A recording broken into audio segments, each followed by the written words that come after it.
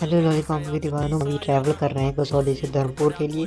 Usually बस वालों को मिलते हैं 40 मिनट कसौली से धर्मपुर के लिए, लेकिन अभी हम लेट हो रहे हैं क्योंकि ये जो रोड है देखने को सुहावना लगता है, लेकिन इस पर ट्रैफिक दुनिया भर का है, जिसकी वजह से हम लेट हो चुके हैं। लगता है अभी हम पहुंचेंगे या नहीं पता नहीं। ड्राइवर साहब से पूछ लिया हमने, ड्राइवर साहब ने बोल दिया कि हम पहुंच जाएंगे टाइम टू टाइम। 2:26 हो रहे हैं, हमने 2:30 पर पहुंचना है। अभी भी हम 4 मिनट पीछे हैं।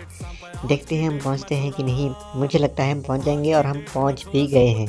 हमने अपनी सवारियों को शिफ्ट किया दूसरी बस में जो कि हमारी आगे लगी हुई है, और हम ये देख सकते हैं कि हमारी बस लग चुकी है और ड्राइवर साहब खुश हो चुके हैं इस बात से कि हमने गाड़ी लगा दी है।